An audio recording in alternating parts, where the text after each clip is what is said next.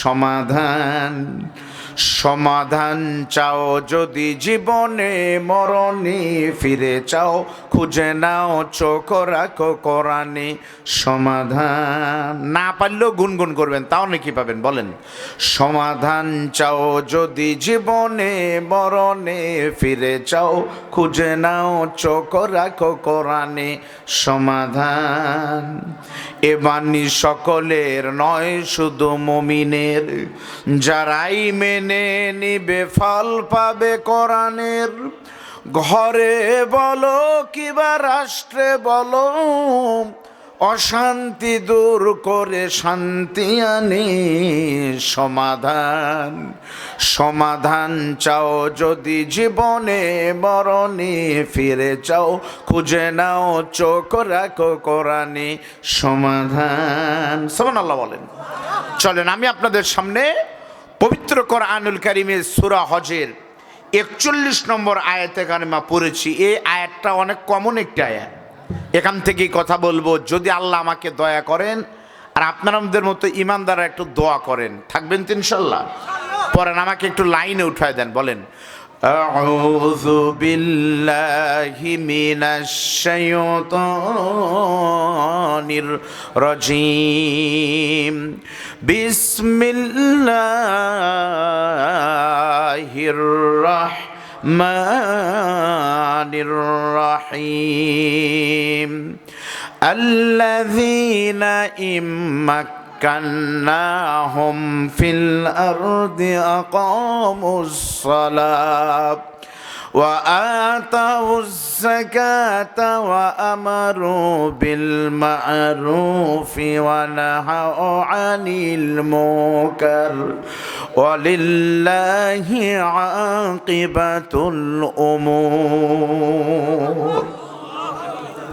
জায়েতে কারিমা আমি পড়লাম আর আপনারা শুনলেন, অর্থ কি খুব বাংলা দিয়ে ক্লিয়ার বুঝবেন, তাছাড়া কিন্তু আজ বুঝতে পারবেন। আল্লাহ বলতেছেন, শোনো বান্দা, আল্লাযীনা ইম্মাক্কান্নাহুম ফিল আরদি, আমি আল্লাহ যাদেরকে, তারা তো ওই সকল ব্যক্তি যাদেরকে আমি আল্লাহ তাআলা শক্তি সামর্থ্য দান করলে, যাদেরকে আমি আল্লাহ শক্তি দিলে তারা কাজ করবে আকামুস সালাহ, শক্তি পাওয়ার পরে তারা নামাজ কায়েম করবে।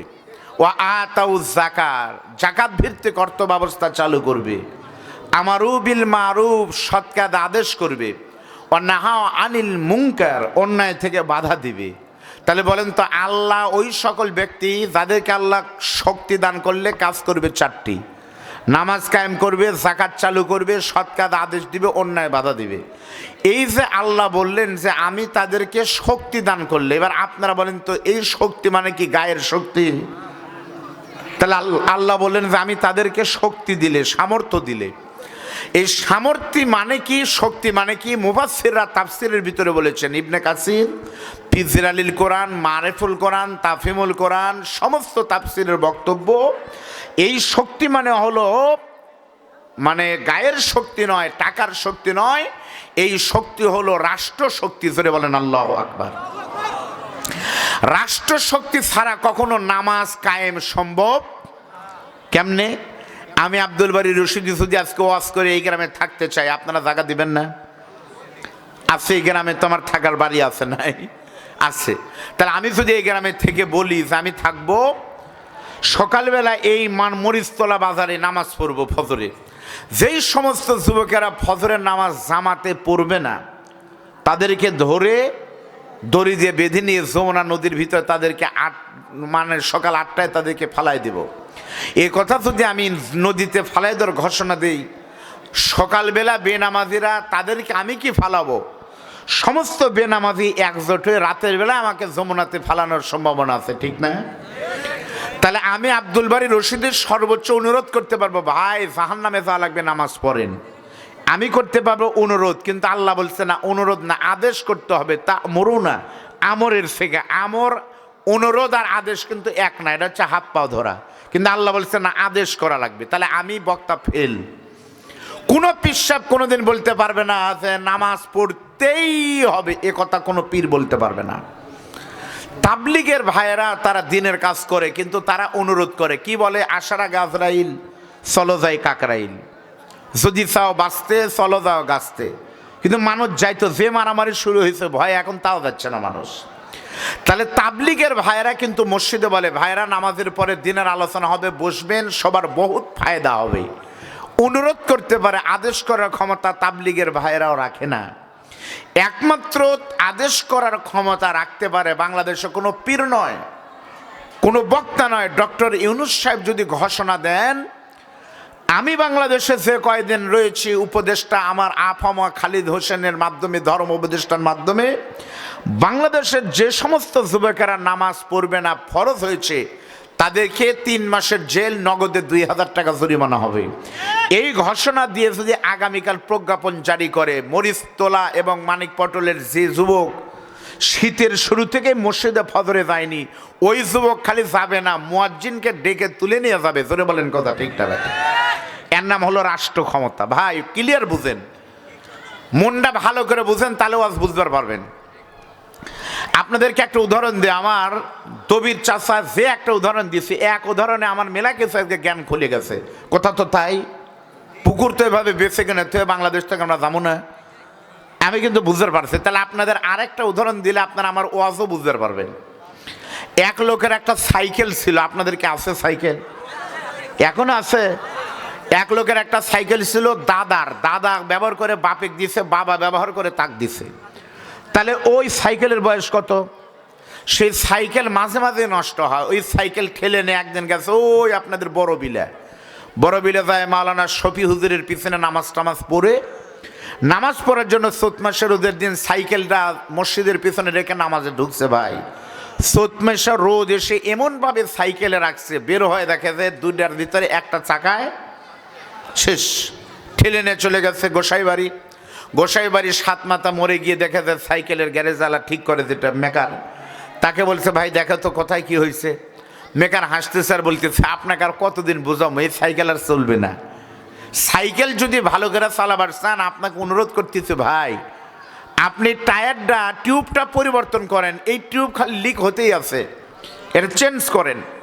কেন কয় না, চেঞ্জ না করলে আবার কিন্তু ফুটা হবে। আপনি 200 থেকে 300 টাকা খরচ করলে নতুন টিউব হবে, 6 মাসের ভিতরে লিক কিন্তু হবে না। 2 দিন আগে সেরে দিচ্ছে, আবার কিন্তু লিক হলো। লোকটা রাগ করে বলে, তো এই জন্যই তোমার কাছে আমি আসবার চাইনি, তুমি এক লিক সেরে দিলে যদি 20 টাকা নেওয়া লাগে নেও, তুমি আমাকে এটা চেঞ্জ করার বুদ্ধি দেন। এটা আমার দাদার আমলের সাইকেল, আমার দাদা ব্যবহার করছে, তারা কম বুঝে নাই, আমার বাপ ব্যবহার করছে, তার স্মৃতি আমি নষ্ট করব না। তোমার 20 টাকা তোমার লাগে তুমি না, কিন্তু আমি টিউব পরিবর্তন করব না, আমার এই যুগ যা হয়। লোকটা ভালো বুদ্ধি দিছে, শুনে নে আবার ঠিক করে দিছে।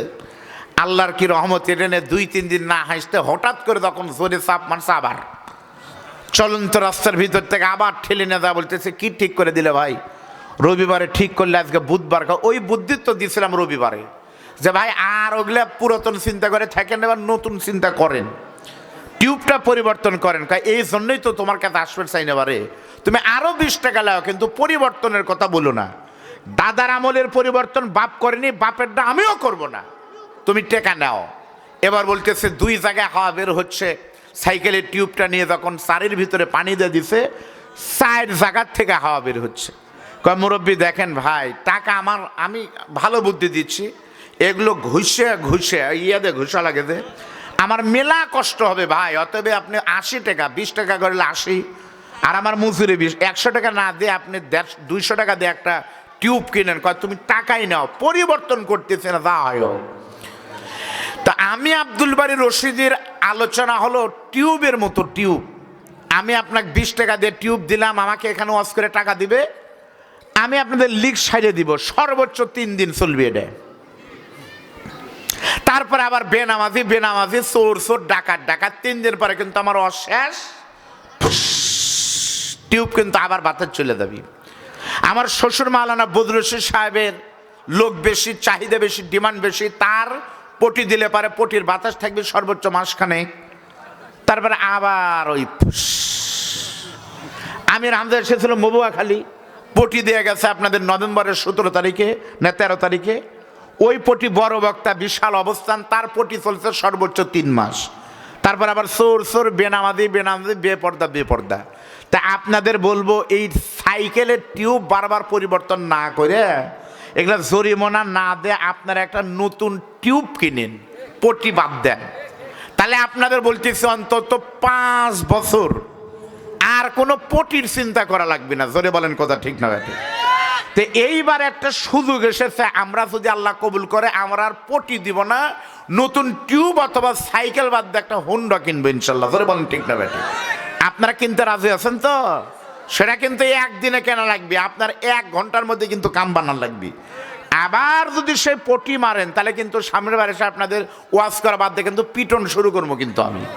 এজন্য সামনে যদি আল্লাহ কবুল করে আমরা পটি না, আমরা একটা নতুন সমাজ বিনির্মাণ করতে চাই। মানুষের তৈরি করা মতবাদ দিয়ে আল্লাহর কসম শান্তি আসবে না। 53 বছর শান্তি আসেনি, ওই সংবিধান দিয়ে শান্তি আসবে না। শান্তি আসবে তখন মানুষের তৈরি করা মতবাদ যমুনা নদীতে ফালাই দিয়ে কোরআনের সমাজ বিনির্মাণ হবে যখন। জোরে বলেন কথা ঠিকটা ব্যাটে? আমার ভাইরা বলেন তো, কোন দেশের সংবিধান যদি আল্লাহর কোরআন হয়, আর কোন দেশের নামাজ যদি বাধ্যতামূলক হয়, জাকাত যদি কারেন্ট বিলের মতো হিসাব করে ধনীদের দেওয়া লাগে, ওসর দেওয়া লাগে, সৎ কাজ নিজে নেতা করে জনগণকেও করতে বলে, অন্যায় নেতা করে না জনগণও করে না, বলেন তো তাহলে দেশটা ভালো হবে না খারাপ হবে? আপনারা বলতেছেন ভালো হবে, কিন্তু আপনারা দেখেননি। কিন্তু আপনাদের দয়া আমাকে এই 2 চোখ দিয়ে আল্লাহ আমাকে দেখাচ্ছে। কোরআনের আইন নাই, সেজন্য বাংলাদেশে চোর ডাকাতের অভাব নাই। ডাকাতকে গেছে, তাই গেছিল, কিন্তু আবার কিন্তু গজাচ্ছে। আজকে পত্রিকা দেখলাম আপনাদের বাড়ির কাছে ভাই জামালপুরে এক দলের নেতা, এখনো দল হয়নি, সেই দলের নেতা এক লোকের বাড়ির থেকে গরু চুরি করে মানুষে খিলেছে। তাহলে ক্ষমতা পালেই না গরু চুরি হচ্ছে, তাহলে আসলে কি হবে? আপনাদের আমি বলতেছি, বিশ্বাস করেন, আমি গত বছর ইন্ডিয়াতে গিয়েছিলাম, ভারতে আমি দার্জিলিং গিয়েছি, ভারতে আমি কলকাতায় গিয়েছি, ভারতে আমি শিলিগুড়িতে গিয়েছি, একটা মেয়ের বুকে কাপড় নাই। এর একমাত্র কারণ হলো কোরআনের আইন নাই, বুকে কাপড় নাই। আর আমার এই 2 চোখ সাক্ষী আপনাদের, আমি মক্কায় গেছি একাধিকবার, মদিনা, জেদ্দা, তায়েব, কুয়েতে গিয়েছি, ওমানে গিয়েছি, কোনো জায়গায় আমি গিয়ে কোনো বেপরদা নারীকে দেখিনি। শুধুমাত্র একমাত্র কারণ হলো যে দেশে কোরআন নাই সে দেশে আইন নাই, ভালো নাই। যে দেশে কোরআনের সমাজ রয়েছে সে দেশে এমনিতেই জনগণ ভালো হয়। এর নাম হলো কোরআনের power, the scientific miracles in the holy Quran. বলেন আল্লাহু আকবার। আমি আপনাদের সামনে একটা ভিডিও দেখাবো, ইসলামী সমাজ কায়েম হলে কেমন হবে বাংলাদেশ। আপনারা খালি স্বপ্নে দেখবেন, আমার ওয়াজ খালি মিলাবেন, তো ওইটা ওখানে হচ্ছিল আর এটা যদি এটি হয় তাহলে এটিও হবে ইনশাল্লাহ। বাহিরের ভাইয়েরা ভিতরে আসেন ভাই, লোক কিন্তু আসে, কিন্তু লোকজন কি মনে করে আসতেছে না জানেন? লোকজন ভাবতেছে দেখি শীতের দিন হুজুর যদি ওয়াজ 60 বার পারে, 60 বার পারলে ঢুকবো, তাছাড়া ঢুকবো না। 60 বার পারলে নিয়তি খারাপ, এজন্য 60 কি ভালো নিয়ত করে আসেন, আল্লাহ যেন কবুল করেন। বলেন আমিন। আমার বন্ধুগণ, কোন দেশের সংবিধান যদি আল্লাহর ডাইরেক্ট কোরআন হয়, কোন দেশের নেতা শাসক আর জনগণের ভিতরে থাকে যদি পুরোটাই আল্লাহর ভয়, তাহলে দেশটার অবস্থা কেমন হয় বোঝানোর জন্য আমি আপনাদের সামনে একটা খলিফার নাম বলবো, একটা শাসকের নাম বলবো, যে লোকটাকে আপনারা সকলেই কিন্তু চিনেন জানেন। উনি হলেন আল্লাহর নবীর অনেক বড় কিন্তু একজন সাহাবী। নবীর 10 জন সাহাবীকে আরবিতে বলা হয় কিন্তু আশারায়ে মুবাশশারা। সেরা 10 জনকে আরবিতে বলা হয় আশারায়ে মুবাশশারা। এই 10 জনের ভিতরে নবীর শ্রেষ্ঠ 4 জনকে বলা হয় কিন্তু খোলাফায়ে রাশিদিন। এই 4 জনের ভিতরে আল্লাহ নবীর জান্নাতি 2 নম্বর সাহাবী নাম হলো আমিরুল মুমিনিন হযরত ওমর। আপনারা কি হযরত ওমরের নাম শুনেননি? হযরত ওমর জান্নাতের সাহাবীদের ভিতরে সিরিয়ালে কত নম্বর সাহাবী ভাই? 2 নম্বর। আপনারা জানেন না এটা? শুক্রবারের দিন ইমাম সাহেব নামাজের খুতবার ভিতরে কিন্তু বলে, দেখেন আপনারা গুনেন, কলান নবী সাল্লাল্লাহু আলাইহি ওয়াসাল্লাম আরহামু উম্মতি বি উম্মতি আবু বকর 1 নম্বর, ও আসাদুহুম ফি আমরিল্লাহিল উমার, ও আসতাকুহুম হায়াআন উসমান, ও আকদাহুম আলী। আল্লাহ নবীর জান্নাতি 2 নম্বর সাহাবীর নাম হলো হযরত ওমর। সে হযরত ওমর কিন্তু নবীর পরে আবু বকরের পরে হযরত ওমর যখন মদিনার রাষ্ট্রপতি ছিলেন, খলিফা ছিলেন, বেশি দিন কিন্তু লাগে নাই রাষ্ট্র পরিবর্তন করতে, শুধুমাত্র 10 বছর খলিফা ছিলেন। এই 10 বছর আল্লাহর কোরআন দিয়ে রাষ্ট্র চালনের কারণে আমার আল্লাহ তাআলা হযরত ওমরকে শুধুমাত্র মক্কা বা মদিনায় নয়, বরং আমার আল্লাহ তাআলা হযরত ওমরকে পুরো পৃথিবীর অর্ধ জাহানের শাসক করেছে। 10 বছরের ভিতরে অর্ধ পৃথিবীর খলিফা ছিলেন ওমর। বাংলাদেশের মতো 96টা রাষ্ট্রের প্রধানমন্ত্রী ছিলেন টুপিওয়ালা হুজুর ওমর। বলেন আল্লাহু আকবার। তাহলে বলেন তো, বাংলাদেশে যারা বলে যে হুজুরের নাই গতি তারা করে ইমামতি, এদের যে ক্ষমতা হবে না, খালি ওয়াজ মসজিদ মাদ্রাসা এইটুক হবে, তারা কি ঠিক কয়? এই টুপিওয়ালা হযরত ওমর যদি অর্ধ পৃথিবী চালাবার পারে, তাহলে আমাকে বাংলাদেশ টুপিওয়ালারা চালাবার পারবে না? পারবে না? এমন যদি হতো আমার দেশের শাসক হতো ওমরেরই মতো হতো, আবু বকরের মতো। এতদিন পর্যন্ত মানুষ বিশ্বাস করেনি, কিন্তু এখন কিন্তু মানুষ বিশ্বাস করছে। এখন কিন্তু রিক্সা ভ্যানে উঠলে হুজুর বহু দেখছি, এবার একবার টুপিওয়ালা কেন দুমো যা হয় হোক, এ কথা কিন্তু হচ্ছে। বাইরে আমরা ঘুরি তো, এতদিন পর্যন্ত মানুষ বলতো যে হুজুরের নাই গতি সে করবে ইমামতি। সামনে স্লোগান হলো যে হুজুরের আছে গতি সে করবে ইমামতি, তারাই হবে বাংলাদেশের রাষ্ট্রপতি ইনশাল্লাহ। জোরে বলেন কথা ঠিক না ব্যাটা? আমিরুল মুমিনিন ওমর মাত্র 10 বছরের ভিতরে কিন্তু অর্ধ পৃথিবীর খলিফা হলেন। একদিন রাতের বেলা হযরত ওমর চোখ বন্ধ করে একটু গবেষণা করে চিন্তা করে বলতেছে, দেখি তো আমি ওমরের অর্ধ পৃথিবীর খলিফার পাশে আরো তো অর্ধ পৃথিবী বাকি আছে, ওই অর্ধ পৃথিবীর ভিতরে ইসলামের বিরোধিতা করার মতো কেউ আছে নাকি? এই চিন্তা করে হযরত ওমর যখন চোখটা বন্ধ করেছে, বন্ধ করার পর হযরত ওমর দেখতে পায় এখনো 2টা রাষ্ট্র আছে, ডাইরেক্ট আল্লাহর নবীকে নিয়ে কটূক্তি করে, খারাপ কথা বলে, কোরআনের বিরুদ্ধে কথা বলে 2টা রাষ্ট্র। এই 2টা রাষ্ট্রের একটা দেশের নাম হলো রোম দেশ। বলেন কি দেশ? একটা দেশের নাম কিন্তু রোম, আরেকটা দেশের নাম হলো পারস্য। রোমের প্রেসিডেন্টের নাম ছিল কিন্তু কায়সার। কায়সার ছিল মারাত্মক খারাপ একজন খ্রিস্টান, সবাই কিন্তু তার নাম জানে খ্রিস্টান খলিফা কায়সার। এই কায়সার কিন্তু খ্রিস্টান ছিল, আর পারস্যের লোকজন কিন্তু মূর্তি পূজা করতো, আগুনের পূজা করতেন। আমিরুল মুমিনিন ওমর তখন খ্রিস্টান খারাপ কায়সারকে চিঠি লিখছে আরবি দিয়ে। হযরত ওমর চিঠি লিখে কায়সারকে বলতেছে, কায়সার ভাই তুমি খ্রিস্টান, আমি মুসলমান, তোমার সঙ্গে আমার কোনো মারামারি নাই, কিন্তু তোমাকে আমি অনুরোধ করব, তুমি শোনো ভাই, তুমি যদি ওই দেশের ক্ষমতায় থাকতে চাও, আমি ওমর কিন্তু তোমাকে বাধা দেব না, তুমি থাকবে। কিন্তু এখন সংস্কার শুরু হয়ে গেছে, সারা পৃথিবী মুসলমানদের জয় শুরু হয়ে গেছে। এখন ওই দেশে থাকতে হলে তোমাকে 2টা শর্ত মেনেই থাকতে হবে। 1 নম্বর শর্ত হলো খ্রিস্টান ধর্ম বাদ দিয়ে তোমাকে কিন্তু মুসলমান হিসাবে ক্ষমতায় থাকতে হবে। আর 2 নম্বর হলো তোমাকে কিন্তু মুসলমান হতে হবে, খ্রিস্টান ধর্ম আর থাকা যাবে না। তুমি মুসলমান হও, কোরআন দিয়ে রাষ্ট্র চলো। আমি ওমর বলতেছি তুমি থাকো, আমি তোমাকে সময় দিলাম, মনে করেন একটা সময় দিয়েছে মাত্র 15 দিন, এর ভিতরে তুমি মুসলমান হয়ে কোরআন দিয়ে রাষ্ট্র চালাও, আমি ওমরের কোনো সমস্যা নাই।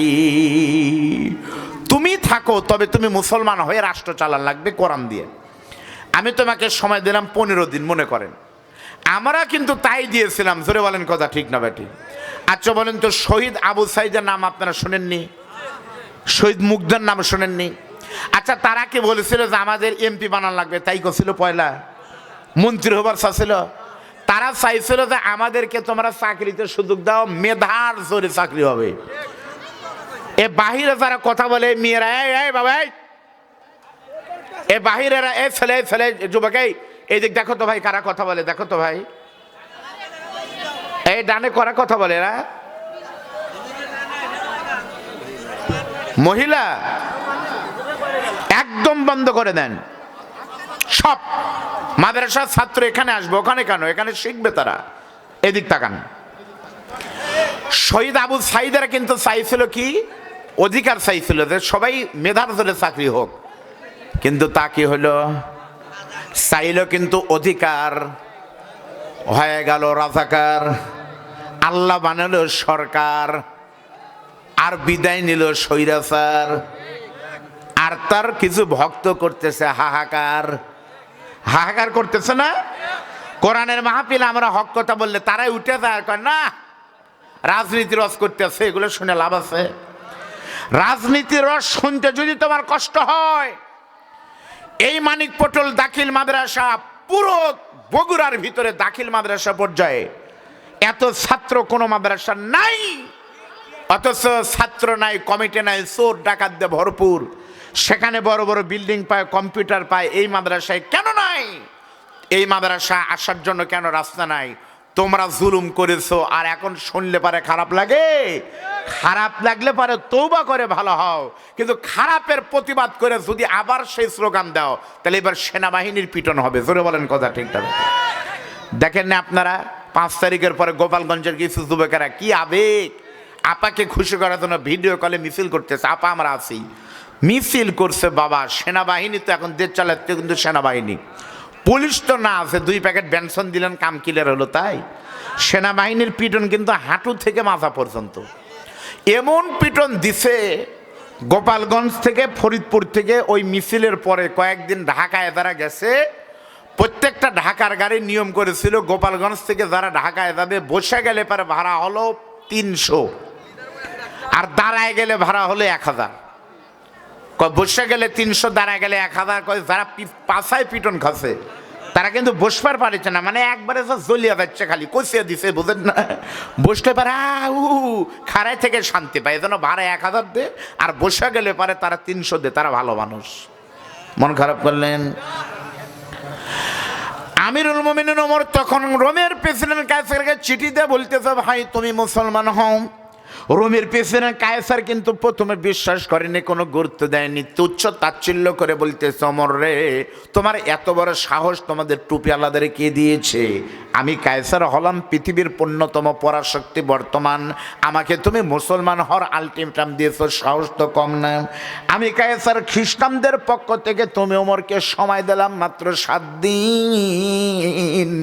এই 7 দিনের ভিতরে তুমি ওমর সহ সকল মুসলমান যদি তোমরা খ্রিস্টান না হও, আর কোরআন বাদ দিয়ে যদি আমাদের ধর্ম বাইবেল না পড়া শুরু করো, 7 দিন পর হয় তুমি ওমর থাকবে, না হলে খ্রিস্টানরা মাঠে থাকবে। 7 দিন পর খেলা হবে, থাকে না খ্রিস্টানরা থাকবে। ওই যে তখন থেকে আহ্বান শুরু হয়ে গেল, খেলা হবে। এখন দেখার দরকার, খেলা তো হবে, থাকে কে আর যায় কে। হযরত ওমর তখন এদিক তাকানা, হযরত ওমর তখন ওই সিদ্দিকানা নিয়ে সাহাবীদের, আপনাদের মতো নবীর সাহাবারা নামাজ পড়তেছে, নামাজের পর বলতেছেন তাদের কলিল, আপনারা সবাই একটা নামাজের পরে বসেন। রোমের প্রেসিডেন্ট কায়সার আমাদের খ্রিস্টান হওয়ার জন্য চিঠি দিছে, আপনারা এখন বলেন তো আপনারা কি খ্রিস্টান হবেন? ওনাদের বলতেছে সাহাবীদের, নাকি আপনারা ওনাদের মুসলমান বানাবেন? প্রত্যেকটা সাহাবী বলে, আমিরুল মুমিনিন বলেন কি? এই কোরআনের জন্য নবী 3 বছর জেল খাটছে, বিবি সহ, মা আম্মাজান খাদিজা সহ 3 বছর শিবা আবি তালিবা নবী জেল খেটেছে, তাইফে রক্ত দিয়েছে, ওহুদে দাঁত ভাঙছে।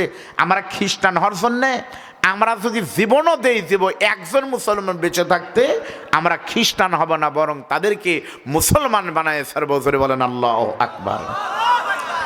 এরা কিন্তু এমনি আল্লাহু আকবার বললেন, বুঝে বলেননি। কারণ হলো তখন মুসলমানরা কিন্তু যতই বেশি মানে অর্ণক বড় রাষ্ট্র হোক, কিন্তু তাদের ক্ষমতা কিন্তু ছিল কম, আর খ্রিস্টানরা কিন্তু ছিল বিশাল পাওয়ারে। যেমন আমাদের বাংলাদেশের মুসলমান কিন্তু যতই বেশি হোক, খ্রিস্টানদের সাথে আমরা কিন্তু পারতেছি না, কারণ ওদের শক্তি কিন্তু বেশি। ভারতের সঙ্গে আমরা পারতেছি না, কারণ ওরা কিন্তু সকল দিক থেকে আমাদের থেকে আগানো আছে, সেজন্যই কিন্তু আমরা ওদের সাথে পারতেছি না। কিন্তু আমার আল্লাহর ওয়াদা হলো, তোমাদের কোনো টেনশন নাই, ওয়ালা তাহিনু ওয়ালা তাহজানু, তোমাদের কোনো ভয় নাই, তোমাদের কোনো টেনশন নাই, যদি তোমরা শুধুমাত্র ঈমান এনে আল্লাহর রাস্তায় দাঁড়িয়ে থাকো, তোমাদের বিজয়ী করার দায়িত্ব আমি আল্লাহ নিয়ে নিলাম। তোমরা খালি মাঠে আসো, তোমাদের বিজয় করার দায়িত্ব কার? আরো জোরে বলেন। আচ্ছা, আল্লাহর রহমত কি নাই? আব্রাহার বাচ্চা যখন কাবা ঘর ভাঙতে গেল, আপনারা সূরা ফিল পড়ে দেখেন, আব্রাহার বাচ্চা যে জায়গায় আল্লাহ তাকে শেষ করে দিয়েছিল, আমি নিজের চোখে দিয়ে ওই জায়গা দেখে এসেছি মক্কায়।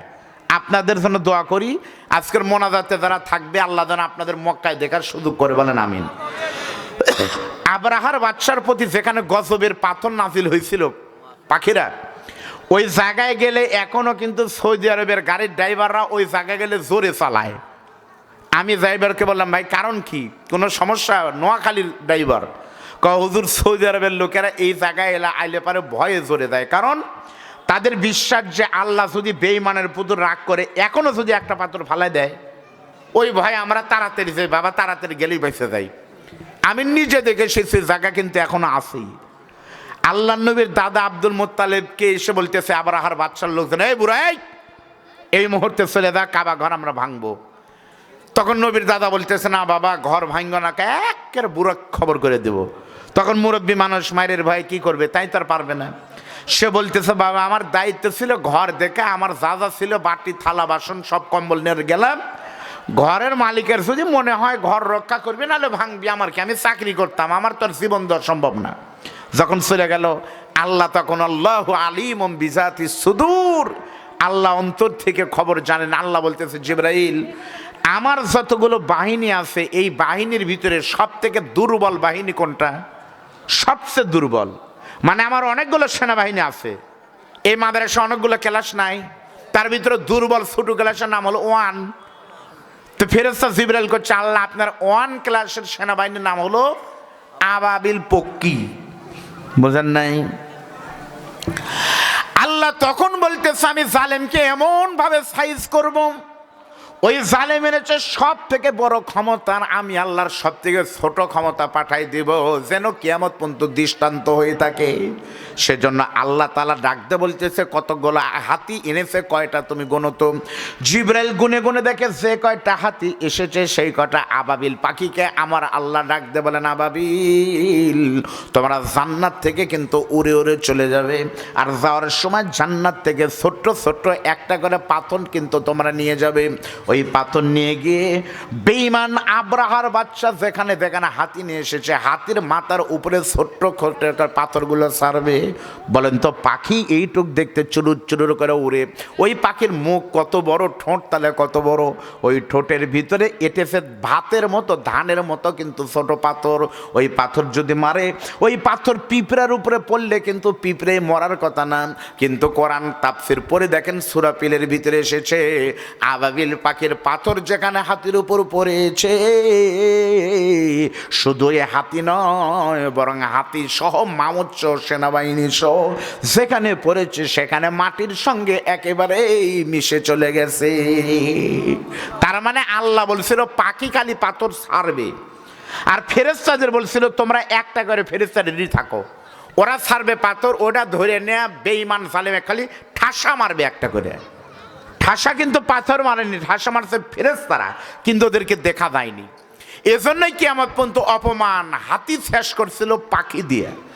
এই জালেম যদি ফ্যাসিস্ট যদি বিদায় নিত বিএনপির মাধ্যমে, তাহলে এমন কিছু হতো না, দল দল এমন হয়।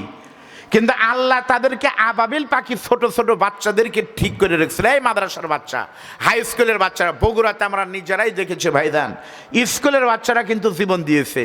আমরা বগুড়ার রাজপথে আলহামদুলিল্লাহকে সাক্ষী রেখে বলছি, বগুড়ার আলেম ওলামা সবাই মিলে সেদিন আমরা ছিলাম 2 তারিখ 3 তারিখ 4 তারিখ, সেই দিনও মনে হয়নি যে কিছু হবে।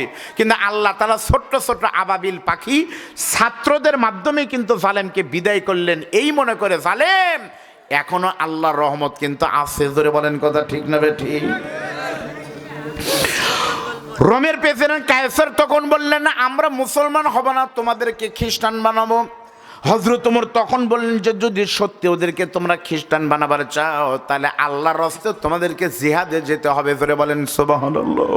প্রত্যেকটা সাহাবী হযরত ওমরের নেতৃত্বে যখন জিহাদে ঝাঁপিয়ে পড়েছে, আল্লাহর ওয়াদা মূল্য কোনো সমস্যা নাই, ওয়ালা তাকুলু লিমান ইউকতালু ফি সাবিলিল্লাহ, যারা আল্লাহর রাস্তায় জীবন দিয়েছে তারা কিন্তু মরেনি। সত্যি বলতেছে ভাইজান, আমি এখানে আসার সময় কিন্তু মানিক পটল গ্রাম লেগে সার দিলাম। ওই মানিক পটল পটল গ্রাম কিন্তু আপনাদের মানচিত্রের ভিতরে, গুগলের ভিতরে কিন্তু ধরে না। আসার সময় রাস্তা নাই, কোনো কিছু, কিন্তু মানিক পটল নাই। কিন্তু বিশ্বাস করেন, এই মানিক পটলের নাম কিন্তু আর মানিক পটল নাই। এই মানিক পটলের নাম কিন্তু সারা পৃথিবীতে চিনে জানে শুধুমাত্র একটা মানুষের কারণে। এই মানিক পটলের ছোট্ট গ্রামের মাটিতে ইসলামী আন্দোলনের অগ্রতম কর্মী মরহুম শহীদ আব্দুল মালেকের পবিত্র রক্ত থাকার কারণে বলেন তো, এই গ্রামে কিন্তু অনেক বড় বড় মানুষ কিন্তু তার কবর জিয়ারত করার জন্য এসেছে। সত্যি বলতেছি, যতদিন পর্যন্ত বাংলাদেশের পূর্ব দিগন্তে সূর্য উঠবে আর পশ্চিম দিগন্তে ডুববে, ইসলামী আন্দোলনের আর কোরআনের জন্য জীবন দেওয়ার কারণে শহীদ আব্দুল মালেক কিন্তু প্রত্যেক বছর নতুন করে আবার জীবিত হবে। হযরত ওমর যখন জিহাদে বের হলেন, প্রত্যেকটা সাহাবী তখন আল্লাহু আকবার বলে যখন জীবন ঝাঁপ দিয়ে নামিয়ে পড়লেন। আমার আল্লাহর ওয়াদা হলো, তোমরা বের হও, তোমাদেরকে আমি আল্লাহ সাহায্য করব। সাহায্য কিন্তু আল্লাহর পক্ষ থেকে চলে আসলো। মাত্র কয়েকদিনের ভিতরে রোমের প্রেসিডেন্ট কায়সার, বেঈমান বাদশা কায়সারকে দুনিয়া থেকে খতম করে দেওয়ার পর আমার আল্লাহ তাআলা রোমের প্রেসিডেন্ট কায়সারকে শেষ করে দিলেন। আর অল্প কয়েকদিনের ভিতরে আল্লাহ তাআলা মুসলমান ওমরের নেতৃত্বে রোমের মতো একটা রাষ্ট্র আল্লাহ মুসলমানদের দান করে দিয়েছে। আল্লাহর মায়ের মাকারু ওয়া মাকারাল্লাহ ওয়াল্লাহু খায়রুল মাকিরিন, বলেন আল্লাহু আকবার। আমার ভিডিও একটা যদি আপনাদের দেখায় আপনারা তাজ্জব হবেন। আমেরিকার একটা অন্যতম শহরের নাম হলো ক্যালিফোর্নিয়া।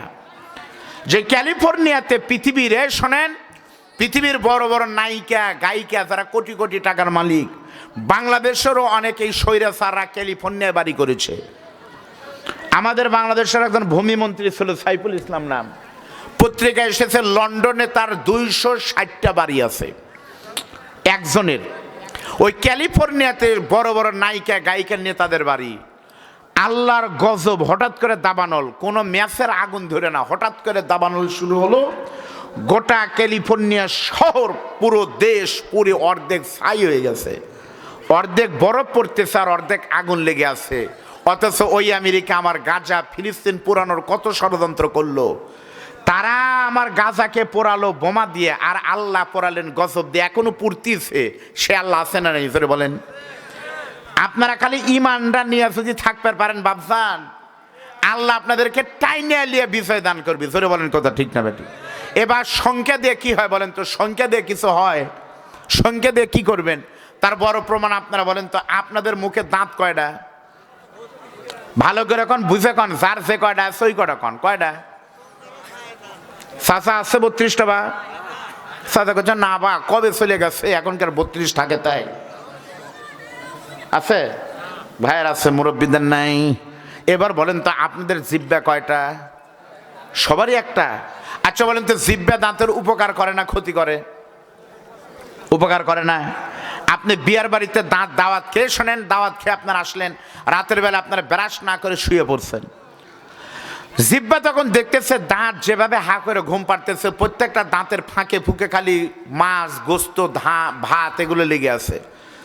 জিহ্বা দেখতেছে যদি এগুলো পরিষ্কার না করি তাহলে তো অল্প দিনে দাঁত তো নষ্ট হয়ে যাবে, এগুলো জীবাণু, তো ভাত তো পচে যাবে, গোস্ত পচে ময়লা হয়, পোকা দিয়ে দাঁত শেষ। তখন জিহ্বা সারা রাত না ঘুম পেরে 32টা দাঁতের গোড়ার থেকে চিপে চাপায় গিয়ে ভাত, গোস্ত, মাংস সব পরিষ্কার করে 32টা দাঁতকে ভালো রাখলো।